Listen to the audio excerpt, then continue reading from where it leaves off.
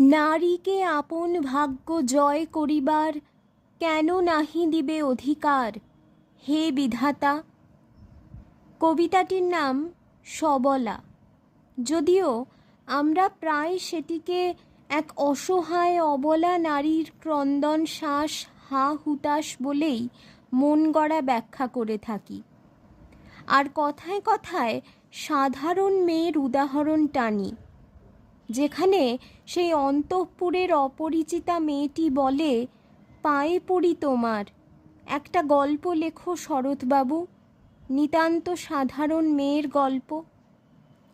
আর একটা মেয়ে আবার নিজেই লিখতে যায় সাহস করে, তার খাতা পুড়িয়ে দেওয়া হয়। উমা। বেশি দিন সে তা সহ্য করেনি, হয়ে উঠেছে শিক্ষিত মার্জিত পুরুষের কাঁধে কাঁধ মিলিয়ে চলার উপযুক্ত, যে লেখে না পোড়া মনের হাহাকার, যে লেখে থিসিস, যে লেখে নিজের ভাগ্য, লেখে তার মতো অসংখ্য মেয়ে এবং ছেলের ভবিষ্যৎ। এলা। সে আগের মতো গুমরে মরে না, তবে পরাণে ভালোবাসা কেন গো দিলে, রূপ না দিলে যদি বিধি হে। সে ঘোষণা করে, যাব না বাসর কক্ষে বধূ বেশে বাজায়ে কিঙ্কিনি, আমারে প্রেমের বীর্যে করো অসঙ্কিনী। তার ডান হাতে খড়গ, বাম হাতে অভয় মুদ্রা, দুই নয়নে স্নেহের হাসি, ললাট নেত্র আগুন বরণ। রবীন্দ্রনাথের নারী চরিত্ররা বিশেষ কাহিনীর বিশেষ ঘটনার পাত্রী নয়, বিশেষ নামধারী মানবী বা দেবীও নয়।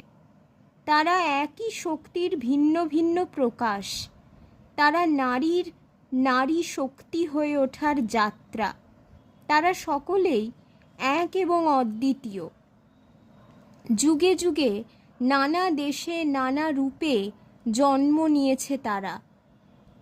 লড়াই তারা প্রত্যেকে করেছে, কেউ অন্তর্মহলে, কেউ অন্দরমহলে, কেউ বা লোক সমাজের চার দেয়ালের বাইরে এসে।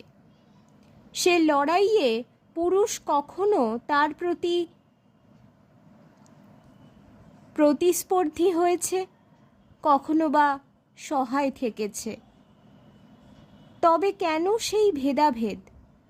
কারণ পুরুষ সত্তার কথা বললে দুই জাতের পুরুষের কথা মনে আসে। এক যারা সত্যিকারের পুরুষ, আর যারা কাপুরুষ। কবির মতে পুরুষ হচ্ছে ইন্ডিভিজুয়ালিস্টিক। পুরুষরা আপনাদের অ্যাসার্ট করে, মেয়েরা তাতে ইল্ড করছে, আর তাকে পুরুষরা এক্সপ্লয়েট করে।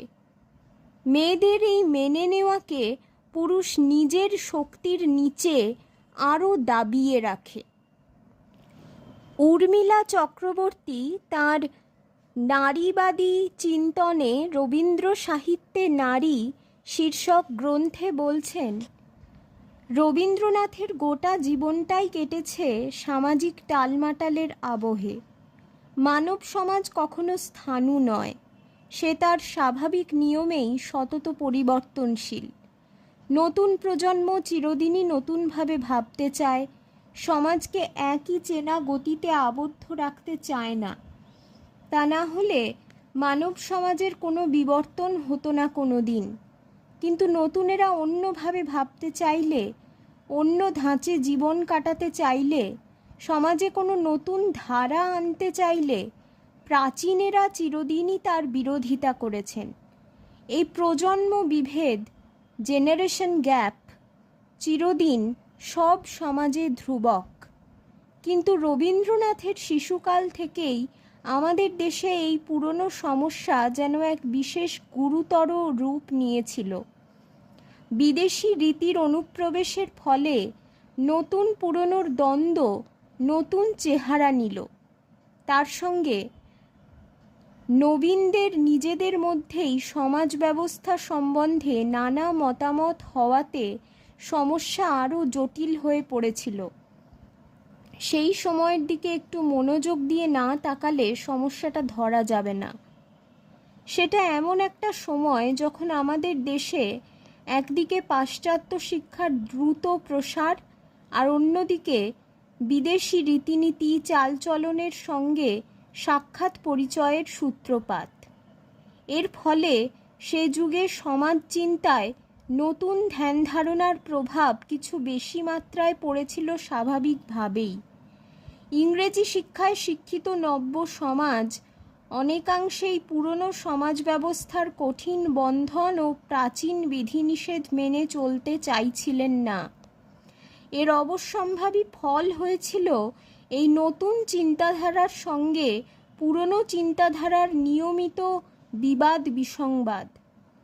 ইংরেজি শিক্ষা ও রীতিনীতির প্রভাবে দেশের যুবা সম্প্রদায় পুরনো ঐতিহ্য ভুলে যাচ্ছে, সনাতন প্রথাগুলি বিলুপ্ত হয়ে যাচ্ছে, এমন একটা ভাব থেকে বাঙালি সমাজের একাংশে বেশ একটা গেল রব উঠেছিল। নবীন শিক্ষিত বাঙালি সমাজের একাংশ এই বিদেশি আচার আচরণকে মেনে নিতে পারছিলেন না। ব্রাহ্ম সমাজ বিশেষ করে নব্যপন্থী ছিলেন, তাই প্রাচীনপন্থীরা এই সমাজের নিন্দায় মুখর ছিলেন। এই বিবাদ বিশেষ করে নারী প্রসঙ্গে বেশ জটিল হয়ে উঠেছিল। ব্রাহ্ম সমাজে মেয়েরা অনেক বেশি শিক্ষা পাচ্ছিলেন, অনেক বেশি উন্মুক্ত বাতাবরণ পাচ্ছিলেন। অনেকেরই সেটা পছন্দ হয়নি। তবু পুরুষই নারীকে জানিয়েছে তার পরিচয়, উস্কে দিয়েছে তার অন্তরের অন্তঃস্থলে লুকিয়ে থাকা অসীম তেজ, শক্তি, সাহসের স্পৃহাকে। তাই বলে কি নারী তার কোমলতাকে বিসর্জন দিয়েছে? কখনোই নয়। তার মতো পবিত্র প্রেম, সস্নেহ শাসন, নিপুণ সেবা কেই বা করতে পারে? কেননা তারা জন্ম থেকেই দায়িত্ব নিয়ে জন্মায়। হয় ছোট ভাইকে কোলে করে বেড়ায়, নয় দাদামশাইয়ের কাছে বসে হাওয়া করে মাছি তাড়ায়। কিছু করবার না পায় তো পুতুলের মা হয়ে বসে থাকে।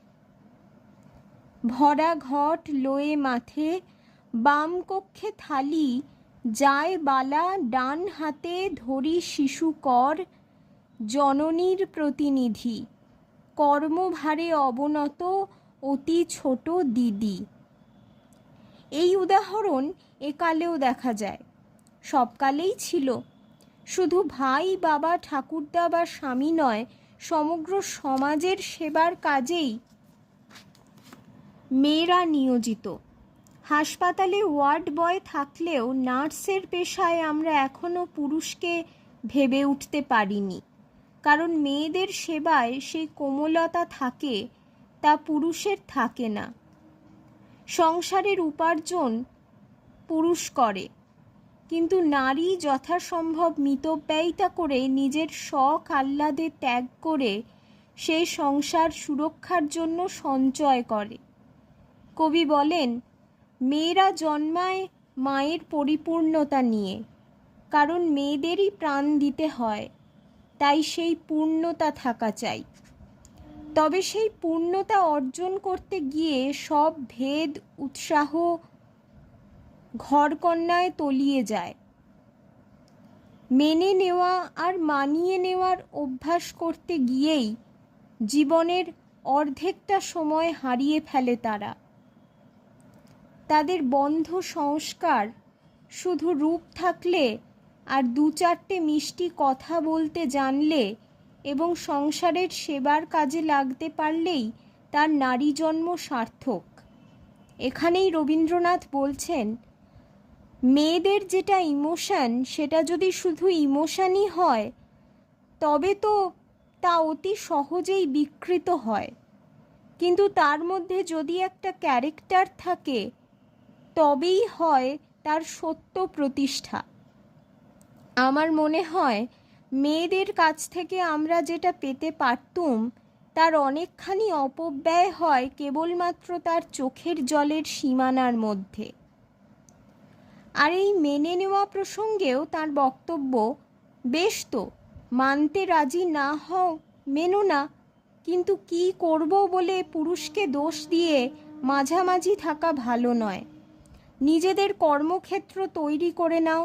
প্রথমে হয়তো বিদ্রোহ করতে হয়, কিন্তু পরে পুরুষরা জায়গা ছেড়ে দেয়, সরে দাঁড়ায়। সত্যিকার কাজের ক্ষেত্রে তারা বিরোধ করে না। এখানে একজন মেয়ে হিসেবে আমারও মনে হয়েছে, পুরুষ মানেই তো সবসময় নারী বিদ্বেষী নয়। পুরুষ সাহায্যও করে, অনুপ্রেরণা যোগায়। প্রত্যেক সফল নারীর পিছনে একজন পুরুষও থাকে। বরং অনেক সময় মেয়েরাই মেয়েদের শত্রু হয়ে ওঠে। এই যেমন খাতা ছোট গল্পে উমার ননদেরা তাকে লেখাপড়া শিখতে দেবে না বলে ইচ্ছাকৃত চক্রান্ত করে তাকে হাতে নাতে স্বামীর কাছে ধরিয়ে দিয়েছিল। কিংবা এলার কাকিমা তাকে সহ্য করতে না পেরে তার আইবুড়ো হয়ে তাদের বাড়িতে গলগ্রহ হয়ে থাকাকে সহ্য করতে না পেরে প্রাণপণে চেয়েছিলেন তাকে বিদায় করতে। আজকালকার যুগেও তাই। সমাজ অনেক উদারমনস্ক হলেও এই সংকীর্ণ মানসিকতা রয়েই গেছে। সেখানে নারী পুরুষ উভয় যেমন সামঞ্জস্য রক্ষা করেছে, তেমনি উভয়েই সেই সামঞ্জস্য ভঙ্গের জন্য সমানভাবে দায়ী। নারী করে ঈর্ষা আর পুরুষ করে হিংসা। আবার তারা ভিতর ভিতর অনুতপ্তও হয় একই সঙ্গে। কেন হেরি অশ্রু জল, হৃদয়ের হলাহল, রূপ কেন রাহুগ্রস্ত মানে অভিমানে? পুরুষের উক্তি। বুক ফেটে কেন অশ্রু পড়ে, তবুও কি বুঝিতে পারো না? তর্কেতে বুঝিবে তা কি? এই মুছিলাম আঁখি। এ শুধু চোখের জল, এ নহে ভর্ৎসনা। নারীর উক্তি। তাই রবীন্দ্রনাথ ঠাকুরকে নিছক নারীবাদী বা পুরুষ বিদ্বেষী অথবা এর বিপরীত এমন একটা তকমা এঁটে দিলে হবে না। তাঁর প্রতিটি রচনায় নারী পুরুষ ভিন্ন ভিন্ন রূপে দেখা দিলেও সাহিত্যে এবং বাস্তব জীবনে তাঁর কথায় সর্বদা একটি মূল সুর, একটি প্রার্থনা ধ্বনিত হয়েছে। তিনি বলছেন, আমাদের জীবনে যেখানেই শিব ও শিবানীর বিচ্ছেদ, সেখানেই অনুরাগ ও বৈরাগ্যের বিরোধ ঘটিয়াছে, সেখানেই যত অশান্তি, যত নিরানন্দ। বরিশ ধরা মাঝে শান্তিরও বাড়ি, শুষ্ক হৃদয় লয়ে আছে দাঁড়ায়ে, ঊর্ধ্বমুখে নর নারী।